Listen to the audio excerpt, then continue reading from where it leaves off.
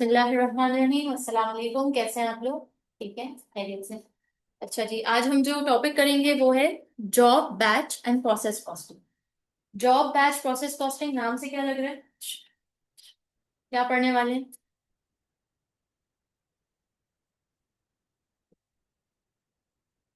देखो, हमने ये समझा कि मैनेजमेंट अकाउंटिंग का क्या मतलब है, हम क्या किस तलाश में है, या हमारा ऑब्जेक्टिव क्या है, बिगर ऑब्जेक्टिव। मैनेजमेंट अकाउंटिंग का जो सब्जेक्ट हम पढ़ रहे हैं उसके पढ़ने का बिगर ऑब्जेक्टिव क्या है? हम्म ट्रांजैक्शंस मैनेज करना, ठीक है। और मेजर गोल क्या है, प्राइमरी गोल क्या है?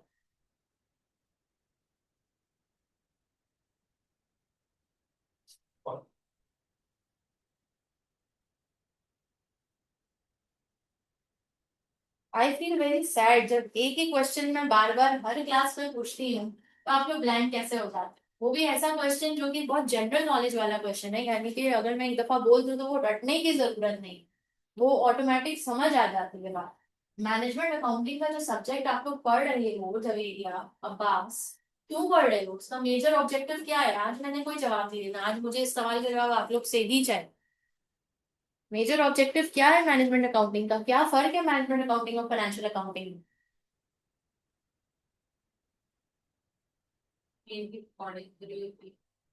तो फाइनेंशियल अकाउंटिंग में भी रिकॉर्डिंग होनी होती है। क्या एफए में आप नहीं सीख रहे? एफए 1 में आप नहीं सीख रहे रिकॉर्ड कैसे करना है, डेबिट क्रेडिट क्या होता है?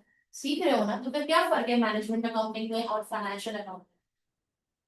अगेन डे 1 का सवाल है, और डे 1 पे इसकी सारी इंट्रोडक्टरी बात हो चुकी थी। और मेरा बहुत बुनियादी सवाल जो हर क्लास से पहले यही होता है कि मैनेजमेंट अकाउंटिंग क्यों पढ़ रहे हो बस? क्यों पढ़ रहे हो, क्या ऑब्जेक्टिव है? ठीक है, और बस यही है? वो तो एफए 1 में भी हो रहा है, तो फिर एमए 1 में क्या यूनिक चीज हुई?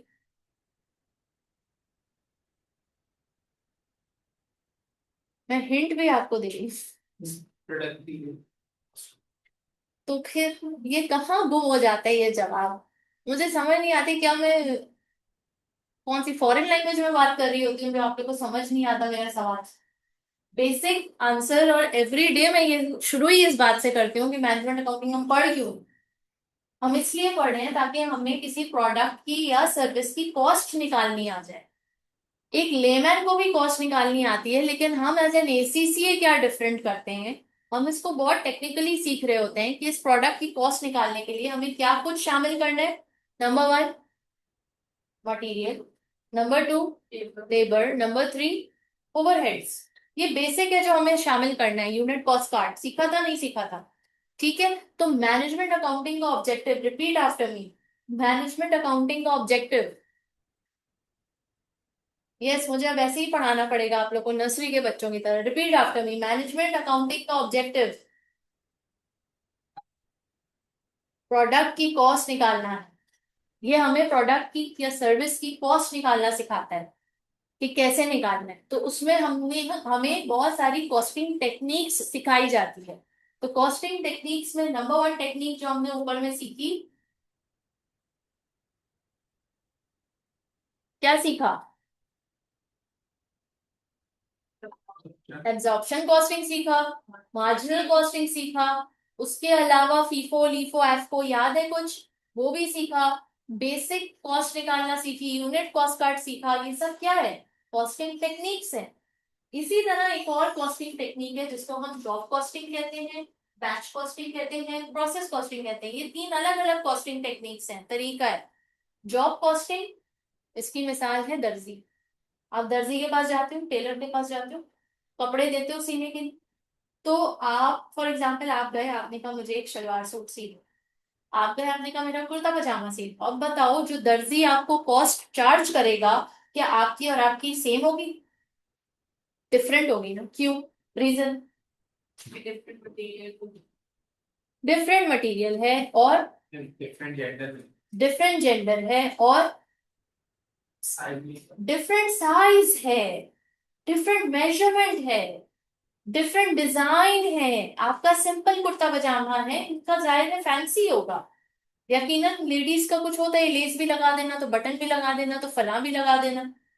तो आपके काम में ज्यादा एफर्ट लगेगी, आपके काम में कम एफर्ट लगेगी, यस और नो? तो कॉस्ट भी उसी हिसाब से होगी।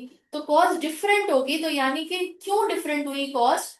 Because the jobs are different. Your job requirement is different, your job requirement is different, yes और नो? इसी तरह जो भी इदारे, जो भी बिजनेसेस कस्टमाइज काम कर रहे हैं, आपका अलग, आपका अलग। आपने कहा मुझे ये ऐसा फोटो फ्रेम चाहिए, आपने कहा मुझे ऐसा फोटो फ्रेम चाहिए, आपने कहा मुझे ऐसा जो कप्स के ऊपर पिक्चर्स नहीं प्रिंटेड होती, मुझे ये वाली चाहिए, आपने कहा मुझे ये वाला चाहिए, आपने कहा मुझे कप छोटा चाहिए, आपने कहा मुझे कप बड़ा चाहिए, आपने कहा मुझे कप फैंसी चाहिए, आपने कहा मुझे कप सिंपल चाहिए, बेसिक चाहिए, आपने कहा मुझे मिट्टी का चाहिए, आपने कहा मुझे ग्लास पे चाहिए, आपने कहा मुझे अक्रेलिक पे चाहिए, आपने कहा मुझे मट्टी में चाहिए। सब जॉब रिक्वायरमेंट डिफरेंट। जब जॉब रिक्वायरमेंट डिफरेंट, तो जॉब कॉस्टिंग भी, दोनों की कॉस्टिंग अलग अलग निकलेगी। बेसिक्स वही रहेंगे, फंडामेंटल वही रहेगा। फंडामेंटल क्या है? Material, labour, overheads. फंडामेंटल वही है, लेकिन दोनों का डिफरेंट होगा। हालांकि दोनों कपड़े सिलवाने आए हैं, दोनों कप प्रिंटिंग करवाने आए हैं, दोनों फोटो फ्रेम्स बनवाने आए हैं, लेकिन दोनों का डिफरेंट क्यों होगा? Because requirement is different, customise काम होगा। बैच कॉस्ट, जॉब कॉस्टिंग की एक और मिसाल है सैलॉन्स। आप लोग गए हो, आप यकीनन गए होगे। आप कभी कोई जाता है हेयर कट के लिए, कभी कोई जाता है फेशियल के लिए, कभी कोई जाता है मेकअप के लिए। तो different different jobs.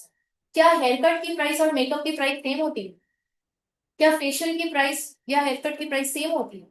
No, it will be different. Even haircuts में डिफरेंट होता है कि जिसके बाल ज्यादा लंबे उसका अलग प्राइस होता है, जिसके बाल छोटे उसका अलग प्राइस होता है, जिसकी हल्की सी जो ट्रिमिंग होती है उसकी अलग कॉस्ट होती है, जिसका बहुत ज्यादा लेयर्स ये वो डाई बना फला उसका डिफरेंट कॉस्ट होता है। तो ये जॉब वाइज डिफरेंट है। आपकी रिक्वायरमेंट डिफरेंट है, आपको डिफरेंट कॉस्ट कोट की जाएगी। मेरी रिक्वायरमेंट डिफरेंट है, मुझे डिफरेंट कॉस्ट कोट की चाहिए। तो वहां पे कस्टमर ये बहस नहीं कर सकता कि अभी तो आपने इसका हेयर कट का 2,000 बोला और मुझे आप 3500 बोल रही हैं। मैडम उनके उनका ज्यादा काम नहीं है, उनका सिर्फ ट्रिमिंग है। मैडम आपने तो पूरा लेयरिंग, स्टाइलिंग, हेयर डाई, ये वो शैम्पू सब बोला है। तो वर्क जॉब रिक्वायरमेंट डिफरेंट है, इसलिए आपका 3500 है और उसका 2,000। Getting the point? अब आइए बैच कॉस्टिंग। बैच कॉस्टिंग किसे कहते हैं? सिमिलर आइडेंटिकल प्रोडक्ट्स बैचेस में बन रहे हैं, जैसे कि ये मार्कर्स बैचेस में बन रहे हैं सिमिलर। आप कोई भी मार्कर ब्लैक कलर का उठा लो, इस कंपनी का सेम ही आपको लगेगा, कोई डिफरेंस नहीं लगेगा, सिवाय इसके कि इनके दो डिफरेंट कलर्स में available. Same shape, same size, same longevity, same ink, हर चीज सेम। इसी तरह आप जाते हो जूते खरीदते हो, नाइकी के जूते खरीदोगे या स्केचर्स के खरीदोगे, तो आप जो 8 नंबर का खरीद रहे हो और कोई और शख्स भी 8 नंबर का खरीद रहे हैं, दोनों सेम होगा, नो डिफरेंस, आइडेंटिकल प्रोडक्ट्स। तो ये बैचेस में बनते हैं। जब ये बैचेस में बनते हैं तो इनकी कॉस्ट भी फिर आइडेंटिकल होती है। Getting the point? तो कॉस्ट आइडेंटिकल होती है तो फिर आपको मार्केट में उसकी प्राइस भी आइडेंटिकल मिलेगी। अब ऐसा तो नहीं है ना कि आपने एक ब्रांच से लिया नाइकी का जूता, इन्होंने दूसरी ब्रांच से लिया, लेकिन दोनों ने 8 नंबर का सेम डिजाइन लिया, सेम कॉस्ट, सेम प्राइस। ठीक है, that is called batch costing. Next, third, process cost. What is process cost? उसको बनने के लिए उसको बनाने के लिए इतना प्रोसेस, प्रोसेस ये कॉस्टिंग टेक्निक उन आइटम्स के लिए यूज होती है जो कि सेपरेटली आइडेंटिफाइबल नहीं होते। Like for example, can you go to the shop and buy 1 drop of water? Not possible. 1 drop आपको नहीं मिलेगा, आपको या तो 1 लीटर मिलेगा, 0.5 लीटर मिलेगा या 2 लीटर्स मिलेगा, लेकिन आपको 1 ड्रॉप नहीं मिलेगा। तो इसके एक यूनिट को आप अलग अलग आइडेंटिफाई नहीं कर सकते। प्लस इसकी जब मैन्युफैक्चरिंग हो रही होगी या इसकी जब प्रोसेसिंग हो रही होगी, तो जो पानी निकल रहा है वो प्रोसेस से गुजर रहा है, उसको बॉईल किया जा रहा है या उसको किसी केमिकल से गुजारा जा रहा है ताकि वो प्योरीफाई हो जाए। तो वो ऐसा नहीं है कि आपने कहा कि हाँ बस ये 4 कतरे चले गए बस अब रोक दो प्रोडक्शन, अब ये 5 कतरे चले गए रोक दो प्रोडक्शन, नहीं। It's continuous in nature. Okay. Similarly, आप बाजार जाते हो तो क्या आप बोलते हो कि मुझे जो है 1 पेज दे दीजिए, 1 पेज नहीं, आप 1 पेज कभी भी खरीद के नहीं आते। इधर यू गेट अ बंडल, इधर you get a notebook, copy और रजिस्टर। ठीक है, आप कभी भी एक पेज को अलग से नहीं खरीद सकते। तो इट्स नॉट सेपरेटली आइडेंटिफाइबल। यानी अगर आपका रजिस्टर है उसमें कितने पेजेस हैं बस? 280 पेजेस है, तो आपको पता है कि 1 पेज की क्या कॉस्ट है? नहीं निकाल सकते आप, मुश्किल है। क्योंकि ये पूरा आपको एक सेट में, और आप ये सेट ही आप परचेज कर सकते हो जो कि जितने का। गेटिंग द पॉइंट, इसको कहते हैं प्रोसेस कॉस्टिंग। ये इस प्रोडक्ट के लिए इस्तेमाल होता है, इन इन जैसे प्रोडक्ट्स के। Another example, medicine. क्या आप कभी एक चम्मच दवा लेकर आते हो, या सिर्फ एक टैबलेट आपको पैनाडॉल की मिलती है मार्केट से? You have to buy the full film, और you have to buy the full bottle, right? तो ये आपको कंप्लीटली बाय करना होगा, आपको एक सेपरेट यूनिट अलग अलग नहीं मिलेगा। देयरफॉर प्रोसेस कॉस्टिंग एक ऐसी टेक्निक है जो इस इन जैसे प्रोडक्ट्स के लिए इस्तेमाल होती है। यानी कि जो कंटिन्यूअस है नेचर में, जो होमोजीनियस है नेचर में। होमोजीनियस यानी सेम, हर पेज सेम है ना इस कॉपी का, हर कतरा सेम है ना इस पानी का, हर दवा का बूंद या हर दवा का चम्मच सेम होगा। तो number 1, continuous in nature, Javeria continuous in nature. Number 2, homogeneous in nature. ठीक है, सेपरेबल नहीं है, सेम है। अब आइए, इसके इसके स्टेप्स हैं, किसके? Process costing. और हमें इसको सीखने के लिए सिर्फ इसके स्टेप्स समझने हैं, that's it. Follow the steps. ये ऐसा टॉपिक है कि जिसमें एग्जामिनर ज्यादा ट्विस्ट एंड टर्न नहीं देता, क्योंकि ऑलरेडी ये टॉपिक ऐसा है जिसमें बच्चे स्ट्रगल करते हैं। तो एग्जामिनर बहुत स्ट्रेट फॉरवर्ड सवाल देता है इसका। लिहाजा इसका स्ट्रेट फॉरवर्ड आपका जवाब ये है कि आपका जो उसको अडॉप्ट करने का तरीका होगा वो ये होगा, follow the steps, simple, nothing else. ज्यादा सोचने की इसमें जरूरत नहीं है, इसको सिर्फ स्टेप्स फॉलो किया जाए। अच्छा, मैं जॉब कॉस्टिंग स्किप कर रही हूँ क्योंकि हमने डिस्कशन कर ली है, concept clear. Batch process, batch costing मैं स्किप कर रही हूँ। ये सम्स इन दोनों के आपने खुद से करने हैं घर पे, क्योंकि ये बहुत स्ट्रेट फॉरवर्ड सम्स है, कॉमन सेंस वाले हैं, और इसका कॉन्सेप्ट बिल्कुल क्लियर है। ये समझो, जो हम अभी तक सब कुछ सीखते आए हैं उसका एक रेपिटेशन है। अब आप यहाँ पे जैसे फॉर्मेट देख सकते हैं। अगेन, आपको जॉब कॉस्टिंग करनी है, आप क्या क्या चीजों को शामिल करोगे? Direct material, labour, direct expenses, direct cost आ जाएगी। फिर प्रोडक्शन ओवरहेड डालोगे, टोटल प्रोडक्शन कॉस्ट आ जाएगी। सेम यूनिट कॉस्ट कार्ड का ये फॉर्मेट है। फिर इसमें आप एडमिनिस्ट्रेशन ओवरहेड, सेलिंग ओवरहेड डालोगे, क्या आ जाएगी? टोटल कॉस्ट ऑफ सेल्स आ जाएगी। और ये अगर एक यूनिट का निकालोगे तो ये यूनिट कॉस्ट का। ठीक है, अब आइए next, what is a job. ये सब हम डिस्कस कर चुके हैं, ये सब आपका सेल्फ रीड है। जॉब अकाउंट कैसे खुलेगा? डेबिट साइड पे सारी ये चीजें जाएंगी, क्रेडिट साइड पर फिनिश जॉब जाएंगे। Very basic, very straight forward. अच्छा जी, फिर job cost card, something like this. अगर टेलर है, टेलर आपको कोई रसीद बना के दे रहा है, तो अक्सर आप उसके पास ये जॉब कॉस्ट कार्ड देंगे, जिसमें वो आपका नाम, ऑर्डर नंबर, और जो भी है आपका कोटेड प्राइस, आपका कौन सा कपड़ा है, कितना का है, क्या डिजाइन है, क्या लेस है, क्या मेजरमेंट है, वो सब लिखा हुआ होगा। इसी तरह सैलॉन्स भी आप जाओगे तो आप देखोगे हेयर कट की अलग पर्ची कट रही होगी, फेशियल की अलग कट रही होगी, उसकी अलग कट रही होगी। ये जॉब कॉस्ट का। ठीक है, अब आइए नेक्स्ट। ये बेसिक बेसिक बहुत आसान से सवाल आते हैं जिसमें सिंपली आपने टोटल अप करना है, material cost, labour cost, production overheads, and you get the answer. Batch costing भी इसी तरह से है कि टोटल कॉस्ट जो आ रही है उसको आपने नंबर ऑफ यूनिट्स पे डिवाइड कर लेना है, तो आपका कॉस्ट पर यूनिट निकल आएगा। वेरी बेसिक, कि अगर 1000 पेयर्स ऑफ शूज बन रहे हैं और 1000 पेयर्स की कॉस्ट फॉर एग्जाम्पल $1 लाख है, तो $1 लाख को आप डिवाइड करोगे 1000 से, तो पर यूनिट या पर पेयर की कॉस्ट निकल आएगी आपके पास। फिर एक बैच में कितने पेयर्स हैं? 20 पेयर्स हैं एक एक बैच में।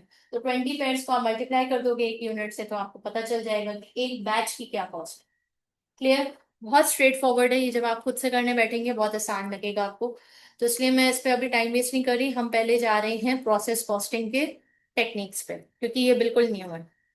पढ़िएगा, Javeria, process costing is a Office cost is cost method used where there are continuous processes. Process costs are distributed to the units produced and period. क्या कह रहे हैं?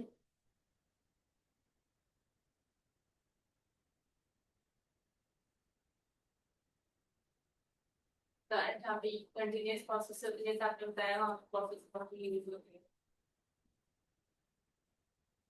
कंटिन्यूअस प्रोसेस है and attributed to the units produced in a period, और homogeneous है nature में.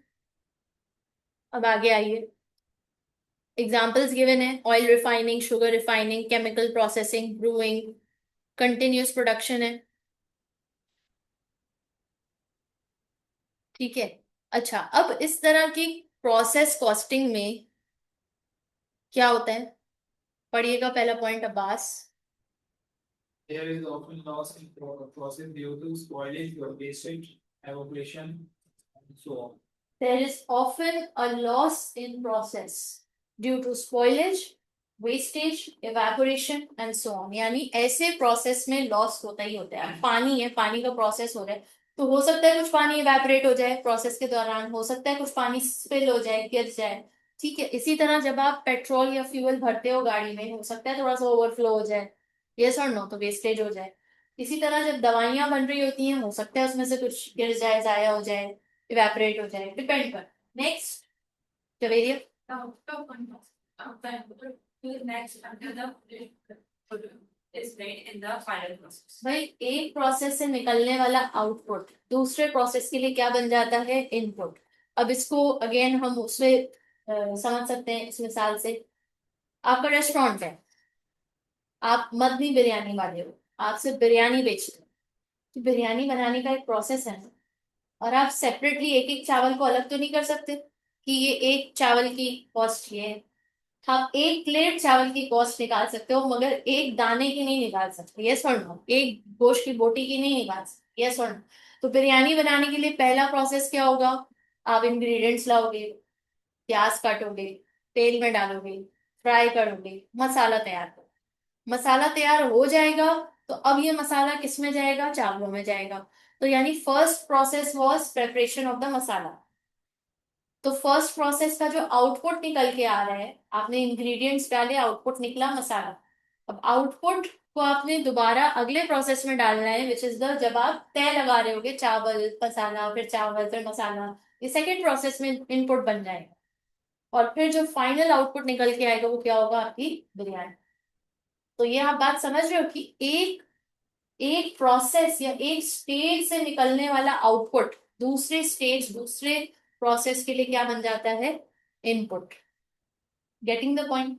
Next, output पढ़िए बस. Output from production may be a single product, but there may also be a one or more byproduct and or joint products. These are not covered in the.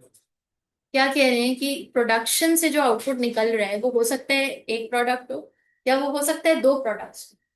Like for example, घर में कभी अम्मा ने दही जमाई है, कभी आपने देखा है दही जग कैसे बनती है, no idea. Okay, what you do, you bring milk. आज आपको दही बनाने की रेसिपी पता चल जाएगी और आपने घर जाके इसको बनाना. You bring milk, you boil it and you cool it. आपने कूल उतना करना है कि बर्दाश्त के काबिल गर्म, एकदम ठंडा ना हो जाए, बिल्कुल हल्का वार्म भी ना हो, बिल्कुल तेज और बॉइलिंग भी ना हो, उतना हो कि योर फिंगर कैन टॉलरेट. आपने फिंगर डाली तो आप बर्दाश्त कर पा रहे हो, आप उसमें 2-3 सेकंड रख पा रहे हो. ठीक है. तो दैट इज योर मिल्क. ये टेम्परेचर का मिल्क होगा. फिर इसमें आप 1 टीस्पून योगर्ट ऐड करेंगे, फेट 1 टीस्पून, थोड़ा सा, बल्कि उससे भी कम, हाफ अ टी, कहते हैं जाग लगानी होती है.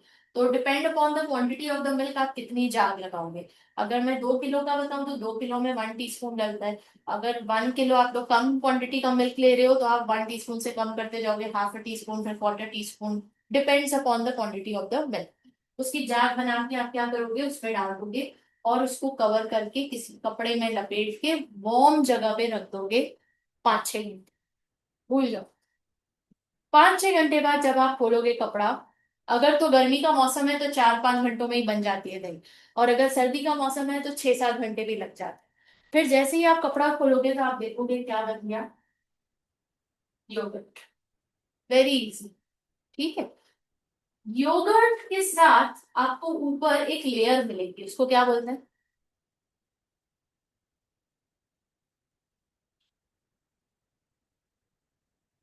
तुम लोग इस दुनिया में रहते हो? कौन सी दुनिया में रहते हो?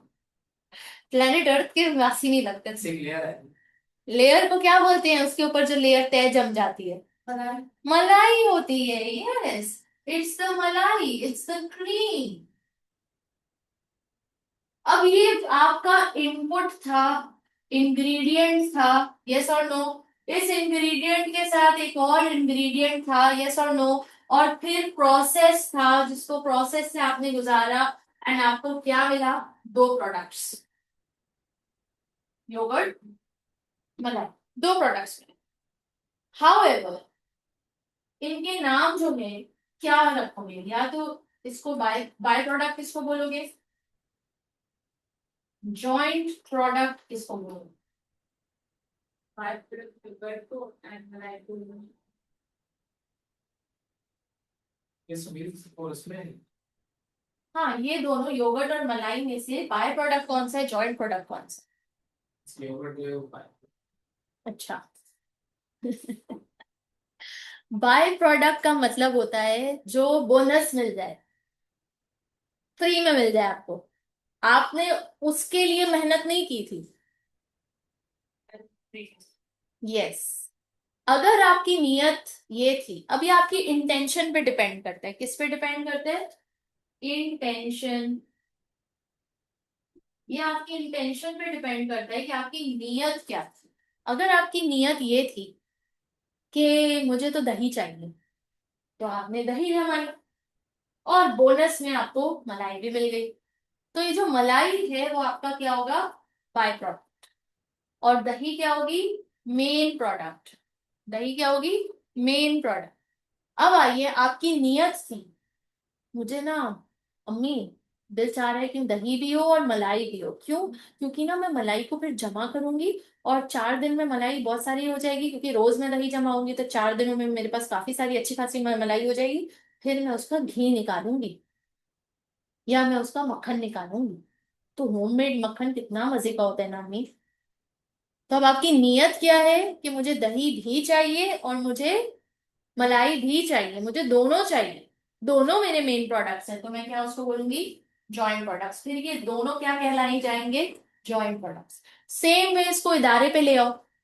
अब आप लोग खाते हो ना, रेडीमेड नेस्ले की योगर्ट मिलती है और भी दूसरी कंपनीज की योगर्ट मिलती है।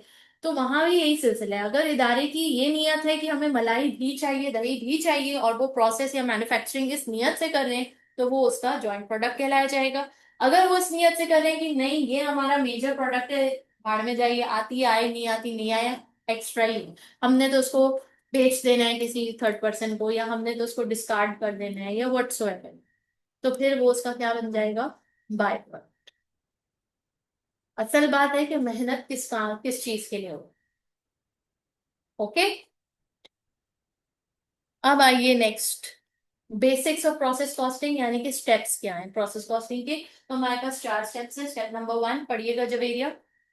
Define output and losses.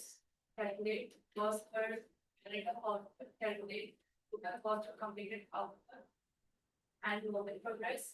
And complete accounts. Please इसको लिख लीजिए अपने रजिस्टर्स में, ताकि जब हम सम करें तो आपके सामने हो।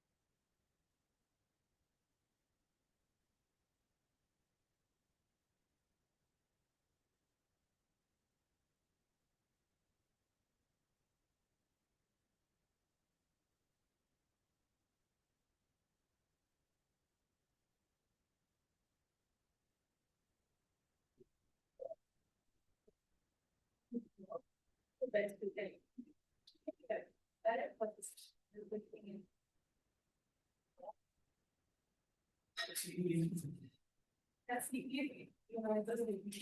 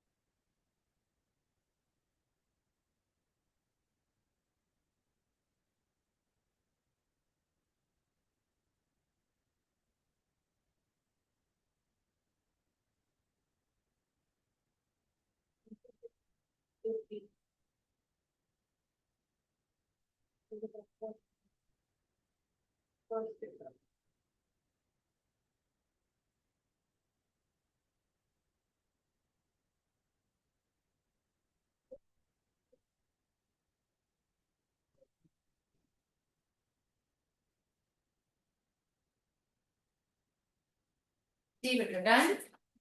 अब आइए इसके सम्स में हम आते हैं। Suppose that Royal Oak Company makes colored terracotta pots. Production of the pots involves two processes, shaping and coloring. During the year to 31st March 2003, 10 lakh units of material worth $5 lakh were input to the first process. Shaping. Direct labor cost $2 lakh and production overhead cost $2 lakh were also incurred in connection with the shaping process. There were no opening or closing inventories in the shaping department, and the process account for shaping for the year ended 31st March 2003 is as follows. तो process one का shaping account जो है इसका ledger account दिया हुआ है जिसमें debit side में मटेरियल लेबर ओवरहेड्स और क्रेडिट साइड पे output to process to.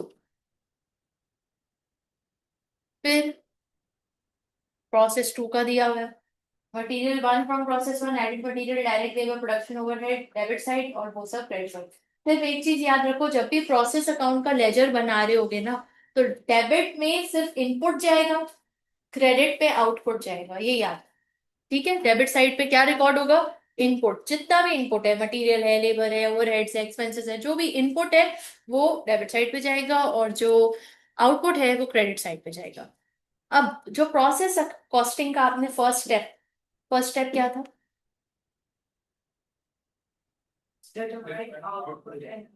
Determine output and losses.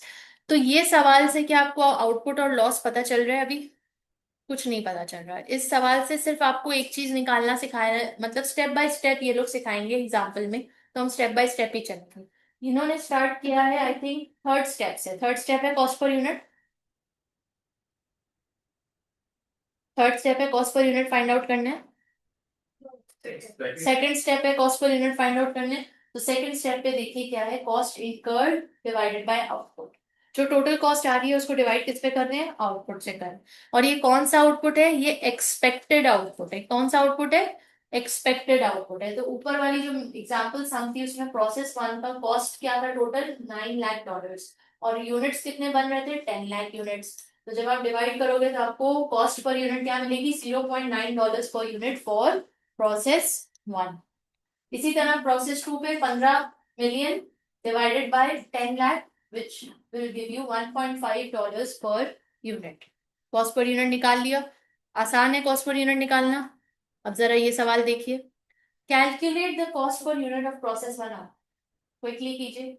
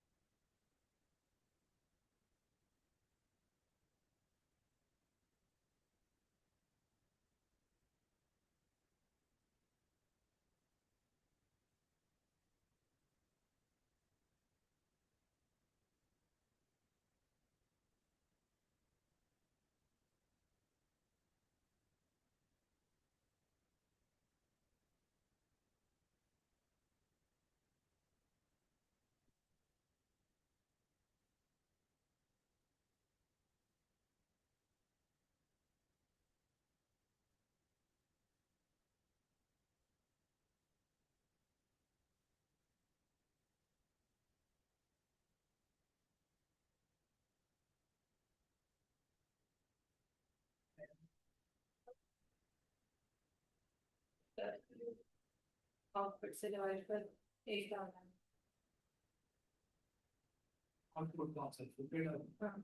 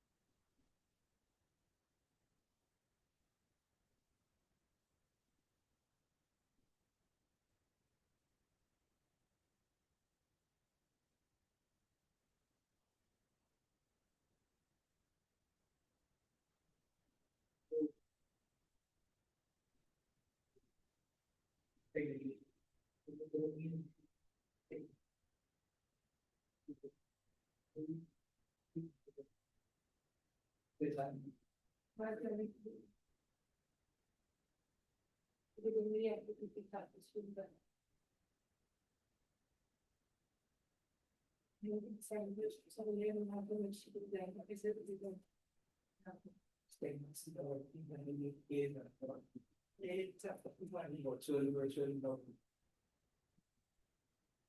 Okay, se mostró la sistema total experience. Sí, mira,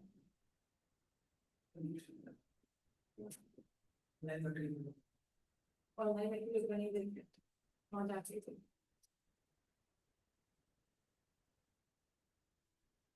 online में लोगों को काम नहीं तो हम जैसे काम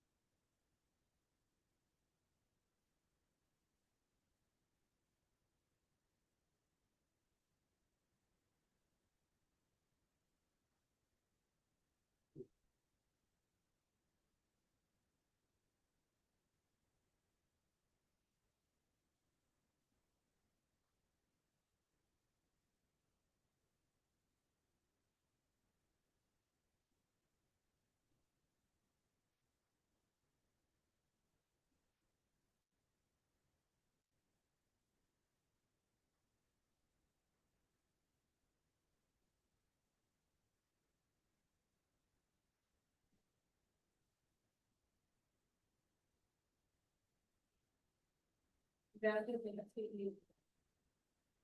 I guess the child is trying to want to is still going to not a child in the building of that same building. That big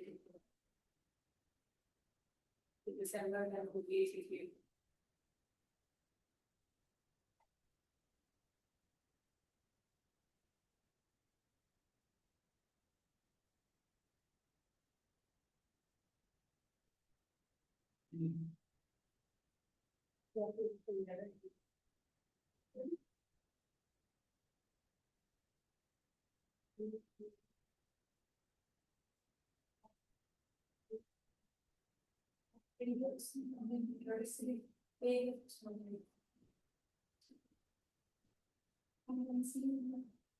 मेरा भी अच्छा नहीं मदद करना मतलब मेरा भी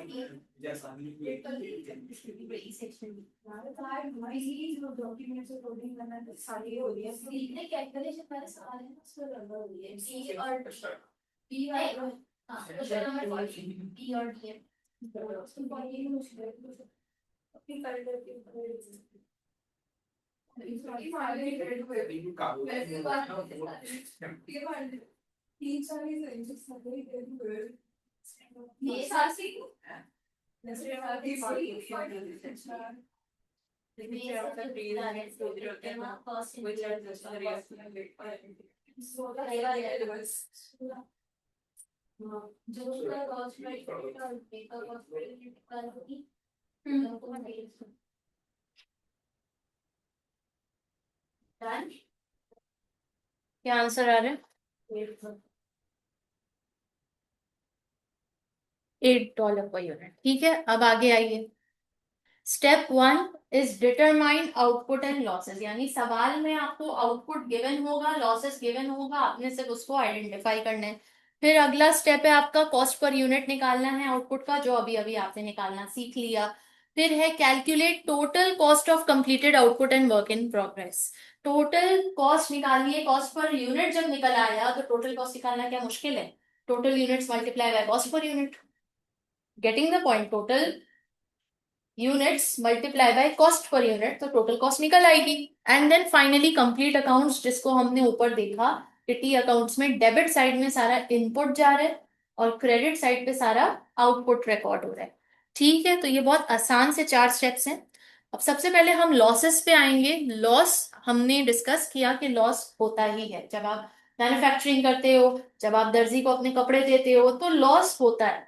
अब लॉस 2 तरह के होते हैं। Number 1 normal loss, number 2 abnormal loss. Normal loss किसे कहते हैं? जो एक्सपेक्टेड है, जो होता ही होता है, जिसको आप अवॉइड नहीं कर सकते। एबनॉर्मल लॉस किसे कहते हैं? कि जो एक्सपेक्टेड नहीं होता और जो अवॉइडेबल होता है। लाइक फॉर एग्जाम्पल, आपने दर्जी को दिया कपड़ा 3 मीटर का, कमीज शलवार बना के दी, तो उसने आपकी मेजरमेंट्स ली और उसने बनाया, तो जब वो कटिंग कर रहे हैं आपकी मेजरमेंट के मुताबिक, तो उसमें कपड़ा जाया हो रहा है कि नहीं हो रहा? यस और नो? क्या कभी आप गए और दर्जी का गिरेबान पकड़े बोले, ए मेरा कपड़ा जाया क्यों किया? 3 मीटर का कपड़ा था, बस इतना सा तुमने बनाया है? कभी उसको बोला? कभी क्वेश्चन किया? नहीं।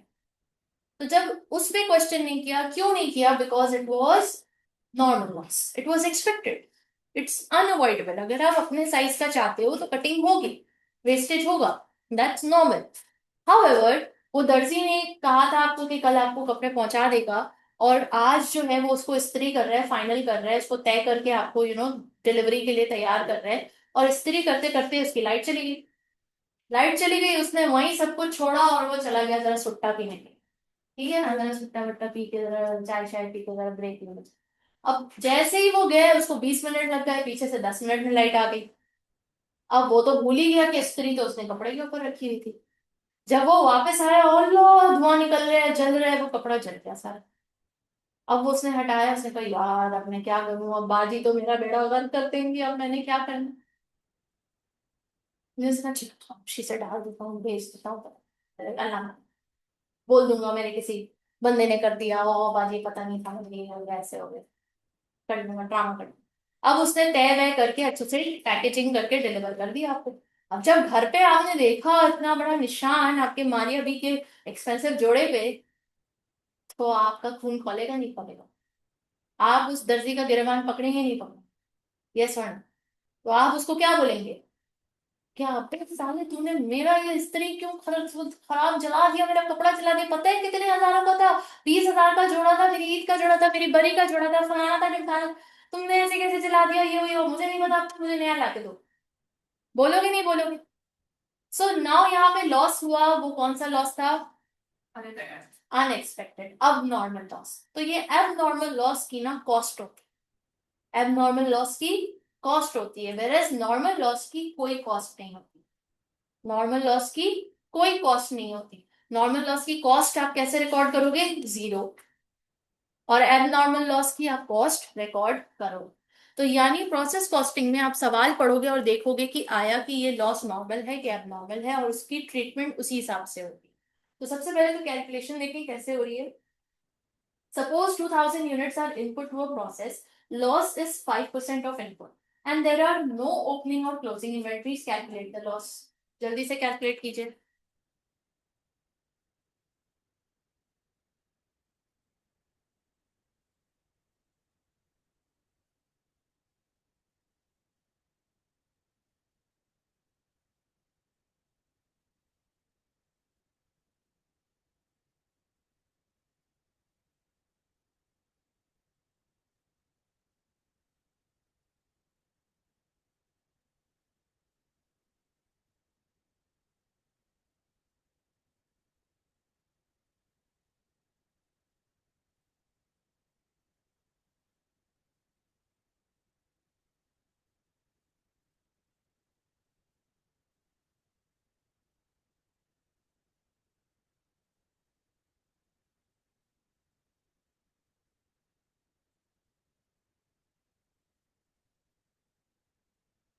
डन। 5% of 2000 is 100। लॉस निकल आया। अब आइए ये सवाल देखिए, determine the cost of output कह रहे हैं। ओपनिंग इन्वेंट्री निल, क्लोजिंग इन्वेंट्री निल। अभी ओपनिंग और क्लोजिंग का कोई सवाल नहीं है, ताकि आपको स्ट्रेट फॉरवर्ड इजी इजी होके समझ आए चीज। इन यूनिट्स इंट्रोड्यूस 1000 यूनिट्स हैं। आउटपुट कितना है? 900। यानी अंदर इनपुट डाला 1000, निकला कितना? 900। तो यानी कितना लॉस हो गया? 100। अब वो नॉर्मल है या नॉर्मल, क्या क्वेश्चन बता रहे? अभी क्वेश्चन साइलेंट है। तो हम उसको कैसे ट्रीट करेंगे? नॉर्मल। क्योंकि अगर ये अबनॉर्मल होता तो क्वेश्चन लाजमी बताता कि अबनॉर्मल है, लेकिन ये नॉर्मल है, एक्सपेक्टेड है। अब आइए कॉस्ट इनकर्ड कितना? 4500। हमें क्या पता लगाना है? Cost of output. Cost per unit बताइए कितना है? कॉस्ट पर यूनिट कैसे निकालेंगे? टोटल कॉस्ट 4500, उसको डिवाइड करेंगे किससे? आउटपुट से, एक्सपेक्टेड आउटपुट से, और वो कितना है? 900 यूनिट्स।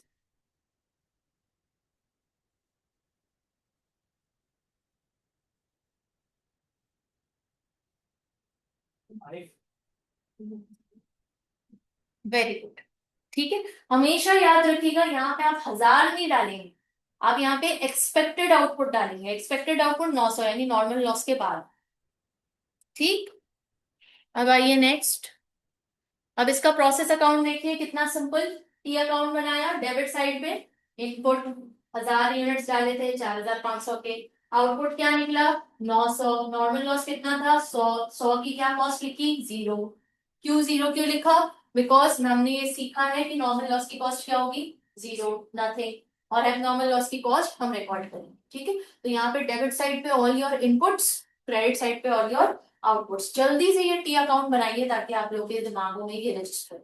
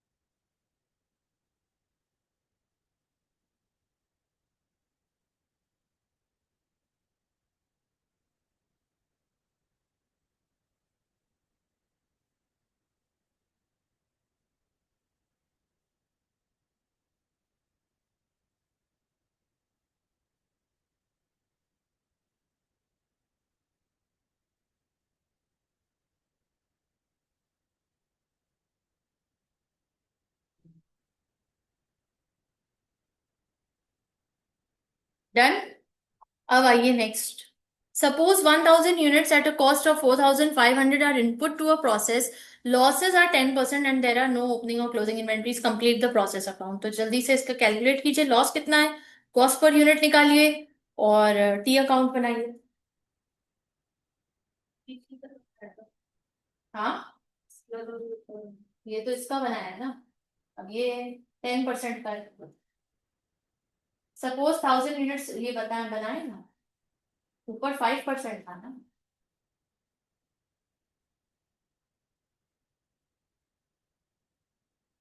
ये है सेम ही, लेकिन आप उसको बनाए। 4 स्टेप्स फॉलो करने हैं, सिंपल।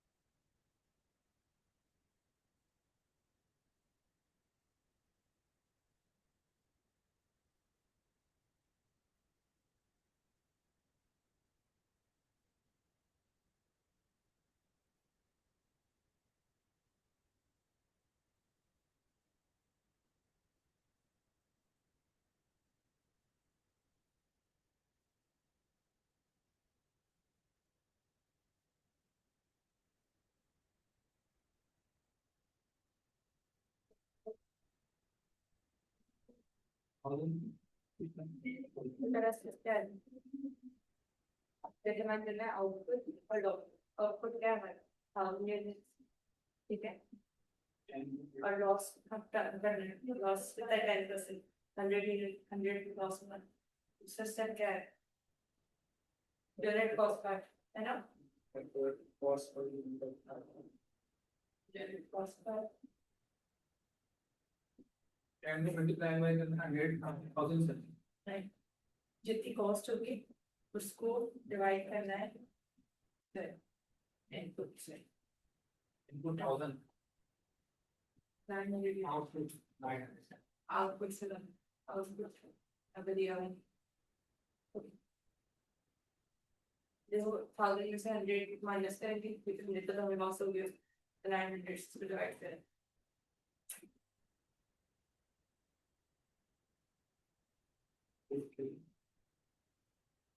फाइव वाली थर्ड स्टेप क्या था, नहीं और ये नहीं होगा,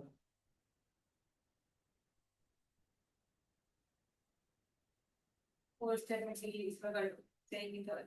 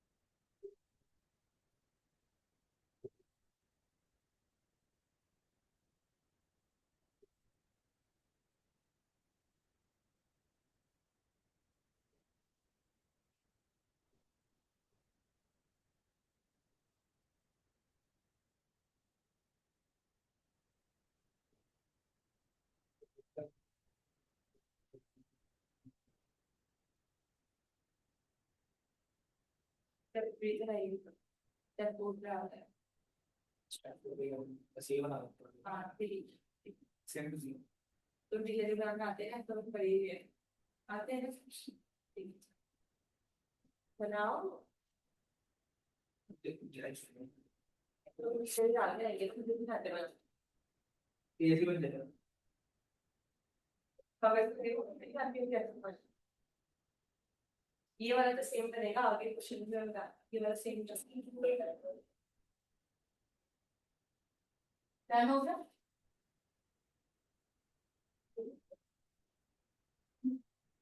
अब आगे आइए, अल्लाह भला करे।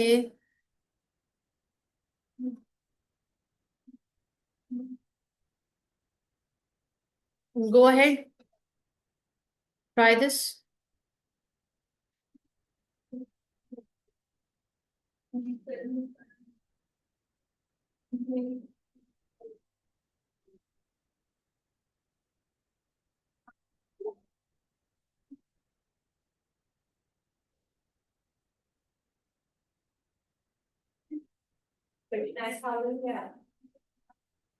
क्या कॉस्ट है? टोटल कॉस्ट है। Cost of input to a process वो 29,070। Input was 1000 units. Loss is 10% of input. ये पीरियड 3 के लिए। पीरियड 4 के लिए क्या है? Cost of input 2970। इनपुट क्या था? 980। And there were no units of opening और क्लोजिंग।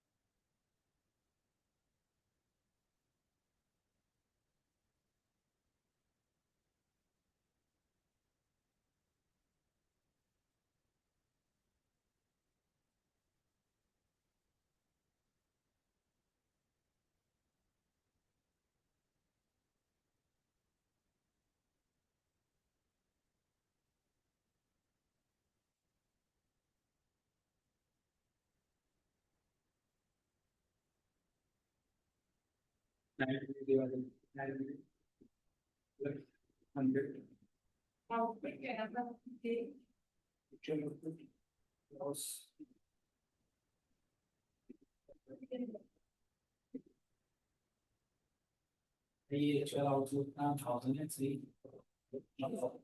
इसका 900 अभी also है ना 400 है तो प्लस हो गई 1000 है।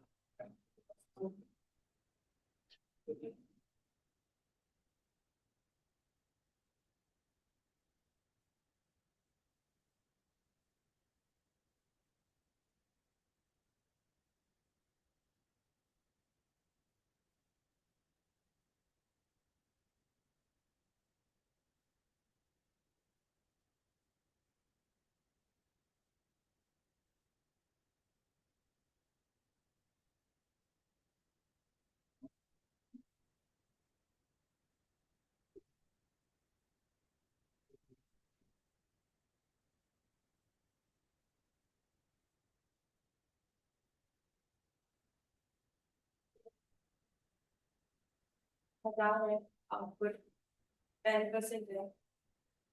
लॉस इधर लॉस इनपुट का 10%, इनपुट का 10% का इनपुट 1000 है,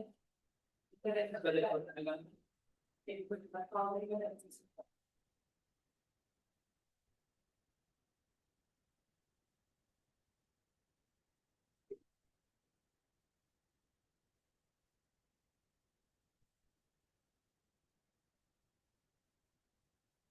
ओपन करेगा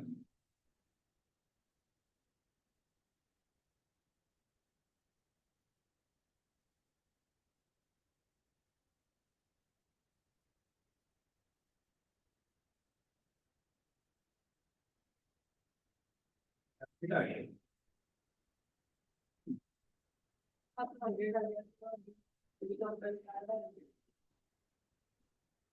आउटपुट जो है 900 है।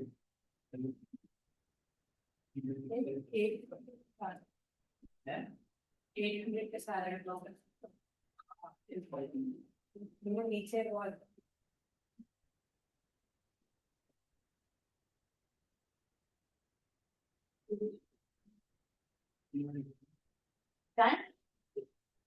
क्या आंसर आ रहे हैं? पहले थर्ड पीरियड का 32.3 है। 32.3, वेरी गुड। और सेकंड पीरियड का? 82 कैसे है? अभी हम उसको डिस्कस करते हैं कैसे आया। पहले पीरियड 3 का बता दें। पीरियड 3 सही हुआ है आप लोग का? 32.3। और फिर उसका प्रोसेस अकाउंट भी आपने बना लिया था पीरियड 3 का। सिर्फ पीरियड 3 का बता दें।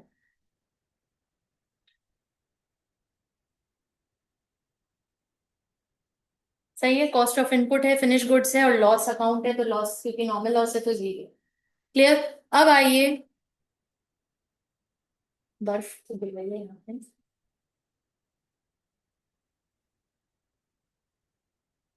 बंद हुए ऑन हो गए?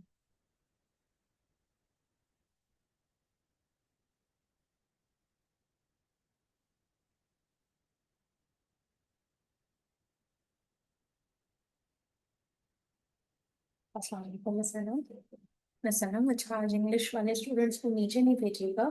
हम लोग सोच रहे हैं कि उनका क्विज आज ही लें जब एग्जाम में शामिल होगा ना। तो रोबोटिक्स की लैब अवेलेबल होगी ना? मुझे फिर लास्ट 2 पीरियड्स दोनों चाहिए होंगे। तो मैं कोशिश तो यही करूंगी कि अस्सलाम वालेकुम।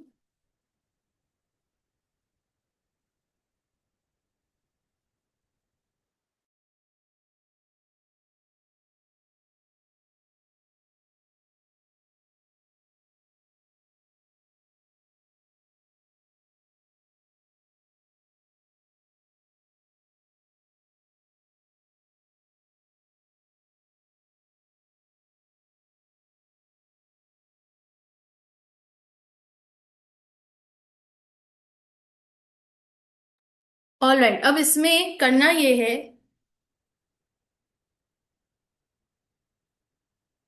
पीरियड 4 के लिए क्या हमें डेटा गिवन है कि cost of input were again 29,070 and input was 980 units. 980 units का क्या मतलब है? कितना लॉस हुआ है? Only 20 units. ओनली 20 यूनिट्स का लॉस हुआ है। तो 20 यूनिट्स का लॉस का क्या मतलब है? क्या ये नॉर्मल है या एबनॉर्मल है? 20 यूनिट्स का मतलब है कि ये एबनॉर्मल गेन हुआ है। इसको समझे बात को। एक है हमारा नॉर्मल लॉस, एक है हमारा एबनॉर्मल लॉस,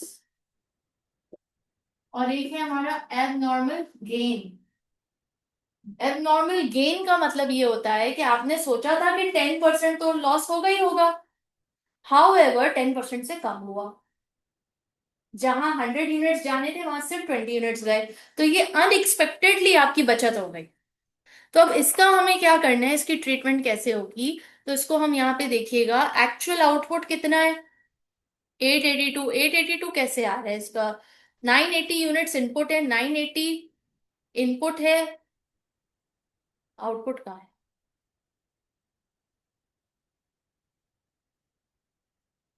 980 का 10% कीजिए, कितना होता है?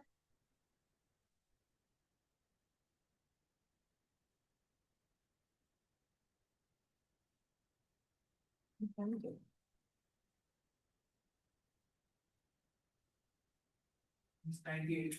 98। तो 980 माइनस 98 कीजिए।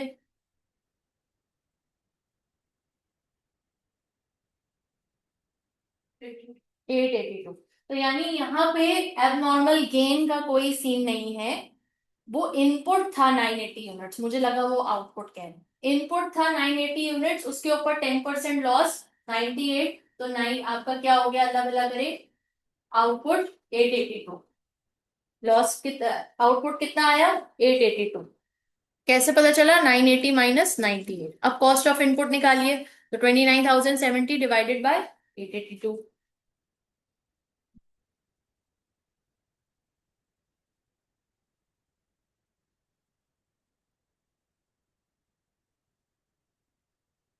क्लियर? अगेन इसका process account simple, basic, straight forward. अब आइए क्लोजिंग वर्क इन प्रोग्रेस।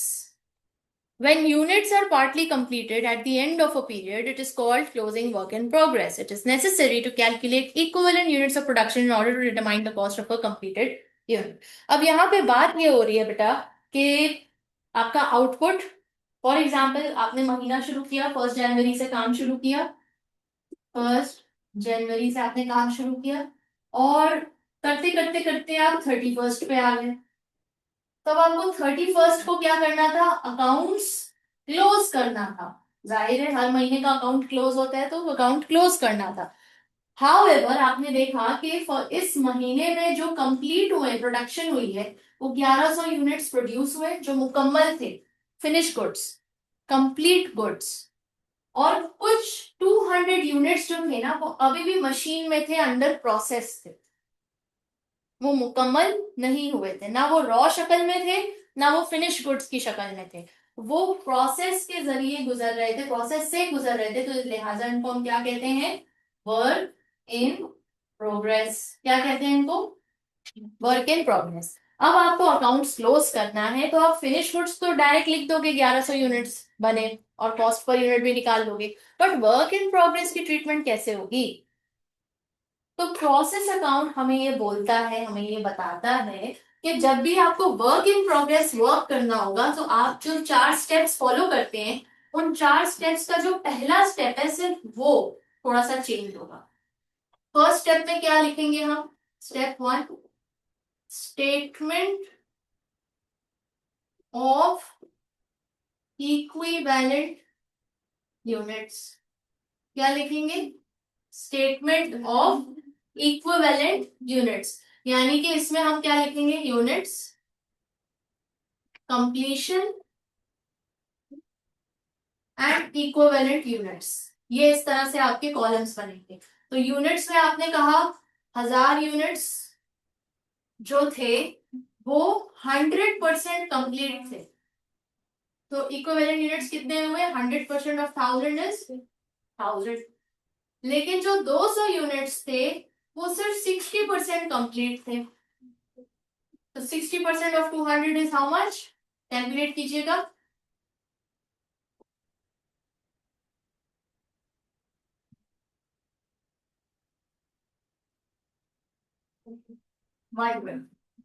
तो ये आपकी इक्विवेलेंट यूनिट्स आपने। कि अब आप जो अकाउंट्स क्लोज करोगे तो उसमें आप ये लिखोगे, गेटिंग द पॉइंट, ये नहीं लिखोगे 1200, आप ये लिखोगे 1120। Getting the point. अब इसका हम एग्जाम्पल सम या कैलकुलेशन बेस्ड सम से देखेंगे कैसे हो।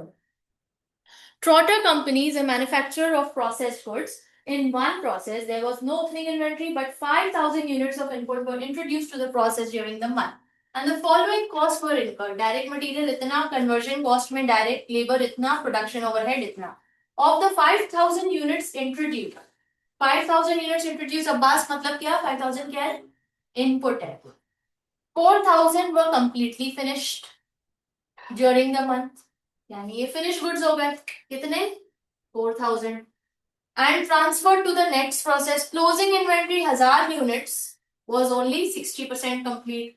1000 यूनिट्स कितना, 4,000 यूनिट्स 100% कंप्लीट है, 1000 यूनिट्स कितना कंप्लीट है, 60% complete with respect to material and conversion cost. अब इसको सॉल्व कैसे हम कर रहे हैं, पहला स्टेप हमें देखना होगा इक्विवेलेंट यूनिट्स। तो पहला स्टेप तो वैसे हमारा डिटरमाइन आउटपुट एंड लॉसेस है, लेकिन ये पहला स्टेप यहाँ पे क्या हो जाएगा, statement of equivalent units. Fully work units 4000, completion 100%, equivalent units 4000। इसका 60% कितना होगा, टोटल कितना हुआ,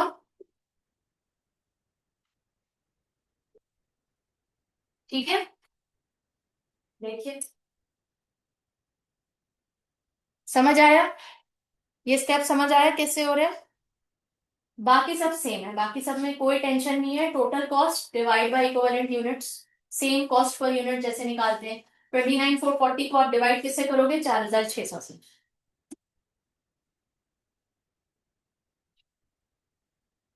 आपका आंसर क्या आ गया, 6.4। फिर टोटल कॉस्ट कैसे निकालोगे, 4,000 मल्टीप्लाई बाय 6.4, 600 मल्टीप्लाई बाय 6.4, इस तरह से निकालो।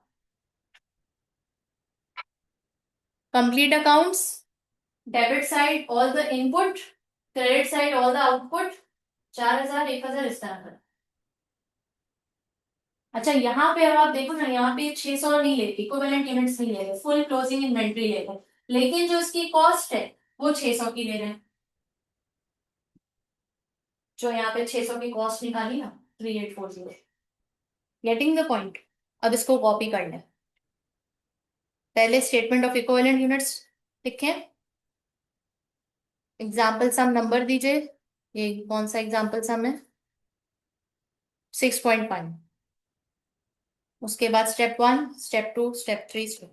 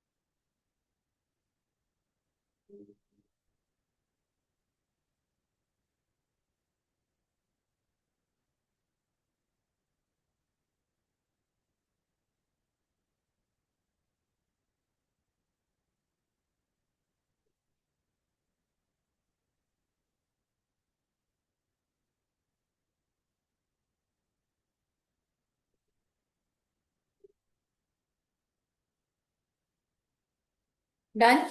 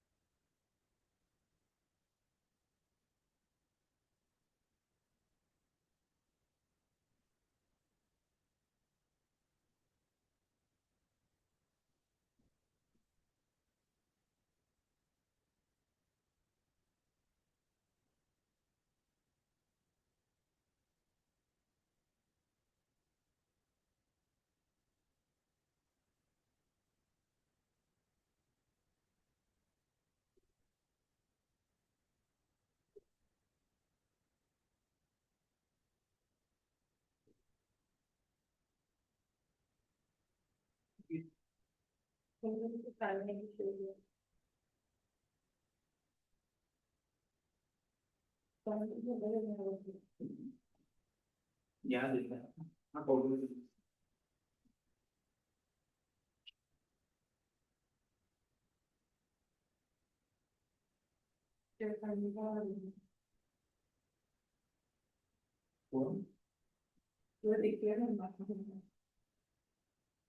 yes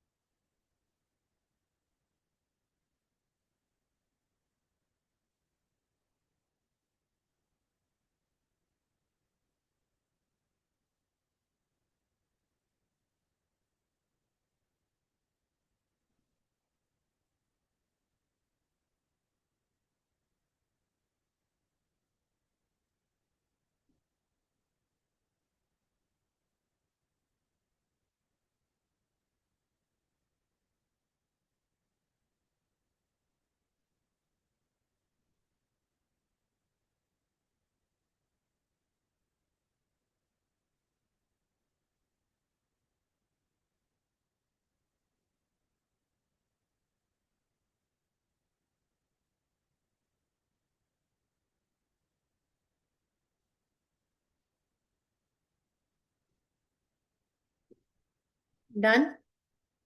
hmm. So calculate the total ये वाला हो गया, और फिर कंप्लीट द प्रोसेस अकाउंट। समझ आया किस तरह हो रहा है? आज हम यहीं तक रखते हैं, ठीक है। ये एक और एग्जाम्पल है, इसको कल करेंगे। आज हम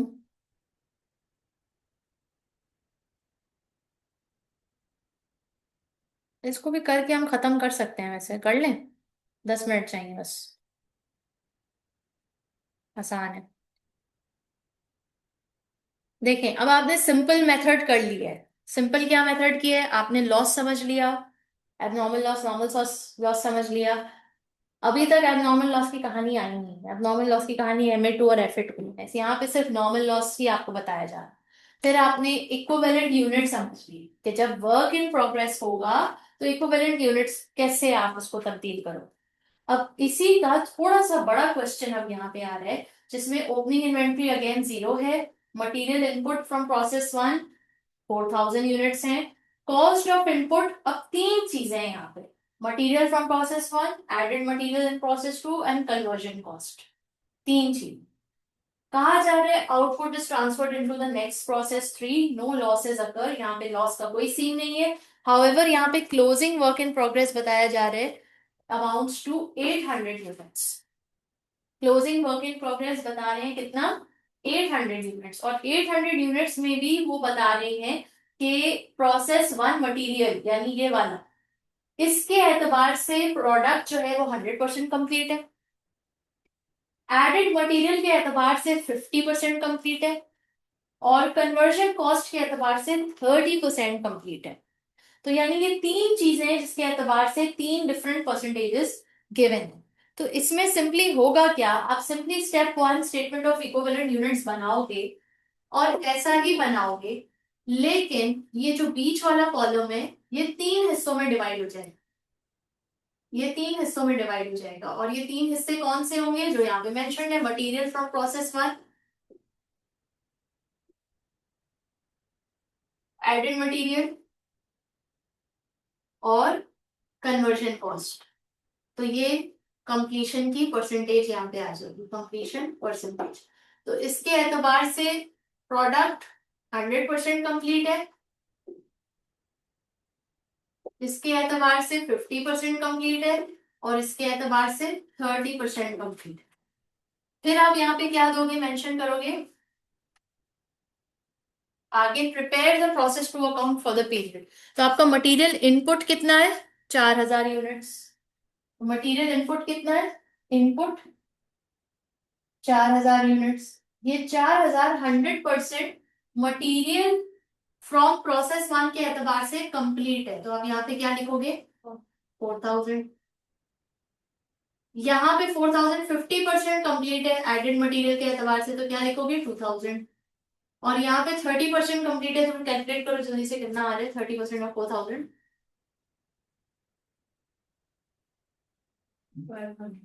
12, ठीक।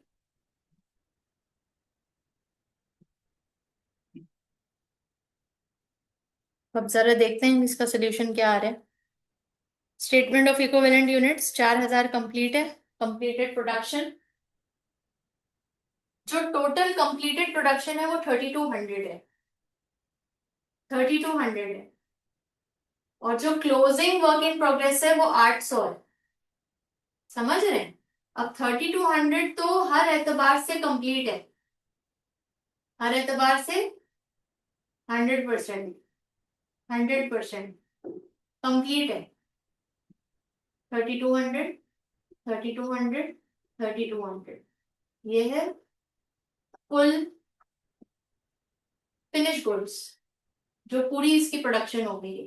ये है क्लोजिंग वर्क इन प्रोग्रेस 800, जो 100% कंप्लीट है इसके एतबार से, 50% कंप्लीट है इसके एतबार से, और 30% कंप्लीट है इसके एतबार। 100% बोले तो 800, 50% बोले तो 400, 30% बोले तो कितना, कैलकुलेट कीजिएगा तो 50 आ जाए। गेटिंग द पॉइंट, यानी फिनिश गुड्स आपने सेपरेटली शो करना है और closing work in progress separately show करना है, क्योंकि यहाँ पे हुआ है।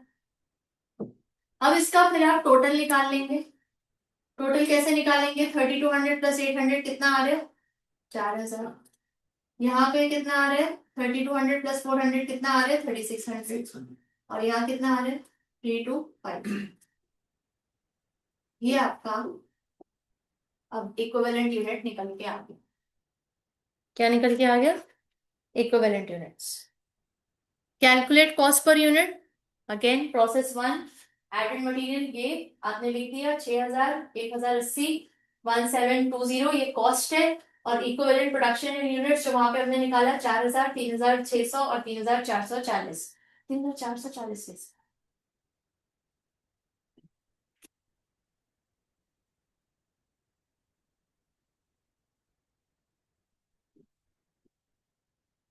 30% निकाले इसका 800 का 240 ना, तो यहाँ पे अपने पास 240 कितना 3440 ऐसे ही।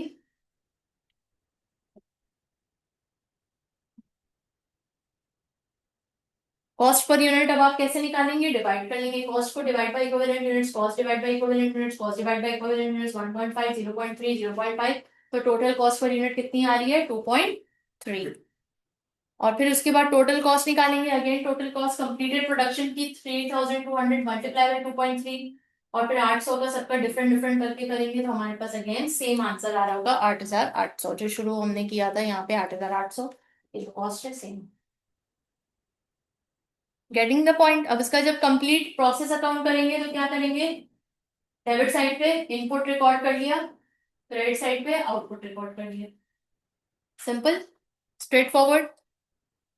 अब ये क्वेश्चन है आपको प्रैक्टिस के लिए दिया है, घर पे इसको सॉल्व कीजिएगा, ट्राई कीजिएगा, लेकिन पहले सारे एग्जाम्पल सम्स कर लीजिएगा, फिर ये जो न्यू क्वेश्चन है इसको ट्राई आउट कीजिएगा। यहाँ पे हमारा चैप्टर कंप्लीट होता है। क्विक क्विज भी आज आप लोग घर से कर लीजिएगा, ठीक है। और फिर अगर कोई भी क्वेरी हो तो नेक्स्ट क्लास में इस चैप्टर से रिलेटेड या एब्जॉर्प्शन कॉस्टिंग से रिलेटेड, क्योंकि अब हमारा वीकेंड आ रहा है, फ्राइडे सैटरडे संडे 3 दिन है आपके पास, ये तीनों चैप्टर्स को अच्छे से निपटा लें, accounting for material, accounting for labour and accounting for overheads and this one process costing, क्योंकि ये कोर है, ये कोर है, इसको अच्छे से निपटा के फिर अगर कोई भी क्वेरीज है तो मंडे को पूछिएगा, नहीं तो फिर हम आगे बढ़ेंगे अपने सिलेबस में। हमारा major part of the syllabus complete हो गया है, विच इज 90% कंप्लीट हो गया है।